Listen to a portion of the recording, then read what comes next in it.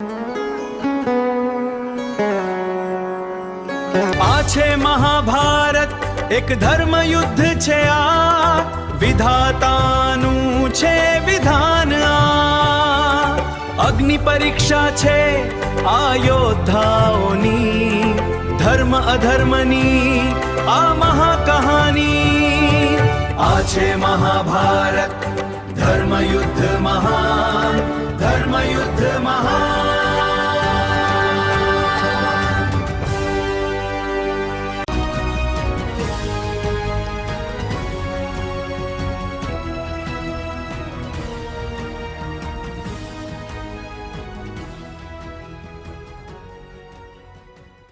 હે રાજન, મહાભારતની કથા અમર છે.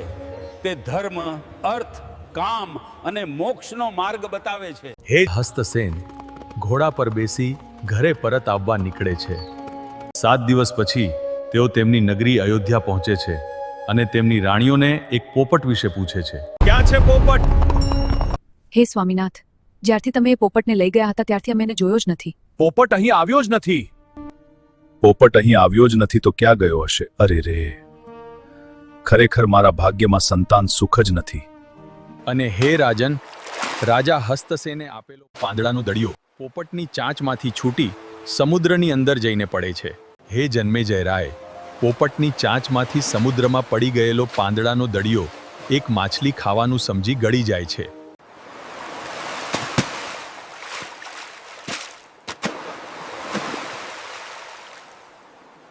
અને હે રાજન, આ તે કેવી પ્રભુની લીલા છે. તે દિવસના યોગે કરીને માછલીને બંને કુખે ગર્ભ રહે છે અને બંને ગર્ભ દિવસે દિવસે વધે છે. એમ કરતા માછલીને 10 માસ વીતી ગયા છે. તેની કુખમાં બંને ગર્ભ હોવાથી તેને પોતાની રીતે હલનચલન પણ કરવું મુશ્કેલ થઈ ગયું.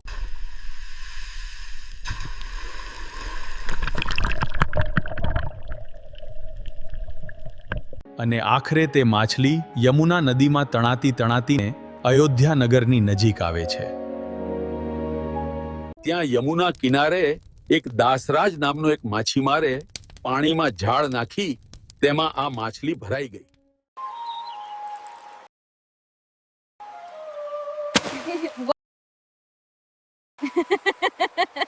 અને હે રાજન, દાસરાજે આ માછલી બહુ ભારે છે, તેના પેટમાંથી કંઈ ધન નીકળશે એમ ધારી તરત જ માછલીને બહાર કાઢી. અને બંને જણ ખુશ થતા પોતાને ઘરે આવે છે.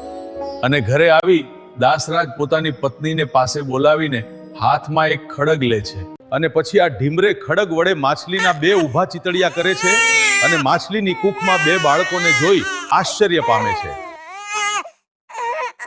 અરે પ્રભુની આ તે કેવી લીલા છે! માછલીના પેટે મનુષ્ય બાળ હતા. તું જો તો ખરી, આ બાળકો તો જીવતા છે. સ્વામી, આપણે બાળકો નથી તો ભગવાને કૃપા કરી છે.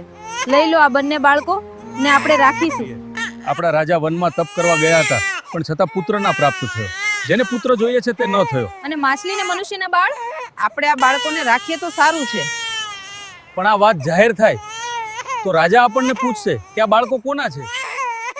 માટે આપણે પહેલા વાત જાહેર કરીએ પછી બાળકોને રાખીએ તો. કઈ ચિંતા નહીં. ચાલ હવે આપણે રાજા સમક્ષ હાજર થઈને બધી વાત કરીએ. હે રાજન, ત્યારે પતિ પત્ની બંને માછલીના 2 ટુકડા સાથે સભામાં રાજા સમક્ષ હાજર થાય છે અને આખી વાત કહે છે. મહારાજનો જય હો. હે મહારાજા, મારા ઘરે આજ એક માછલીથી ચમત્કાર થયો છે. જુઓ, આજે મારે ઘરે આ માછલીએ અચરજ ઊભું કર્યું છે. તેના પેટમાંથી જીવતા મનુષ્યના બાળકો નીકળ્યા છે. હે વિદ્વાન બ્રાહ્મણો, આ તો કેવું રહસ્ય છે! માછલી મનુષ્યને જન્મ આપે?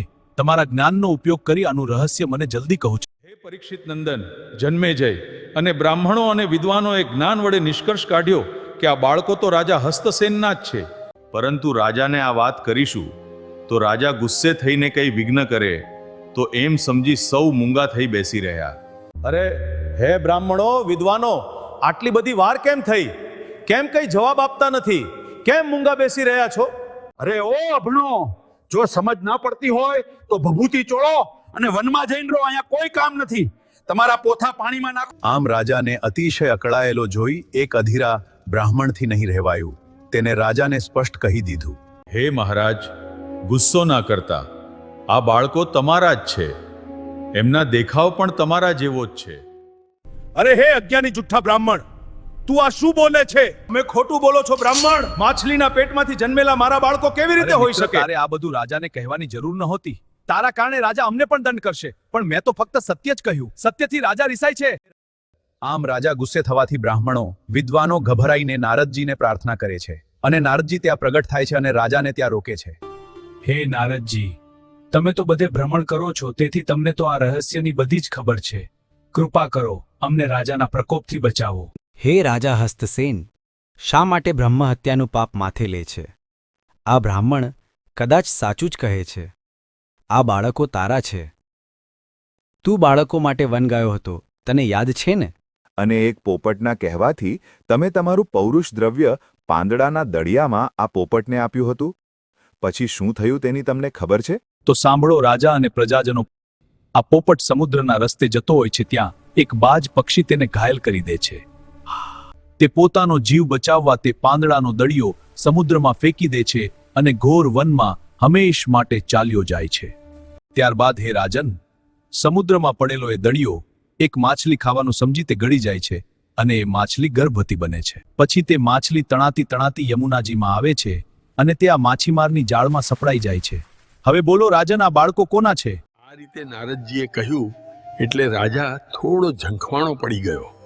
તેને પોતાની ભૂલ સમજાઈ અને ગુસ્સો ઓછો થયો. બ્રાહ્મણોની માફી માંગી અને સૌને દક્ષિણા આપી વિદાય કર્યા અને નારદજી અંતર્ધ્યાન થયા.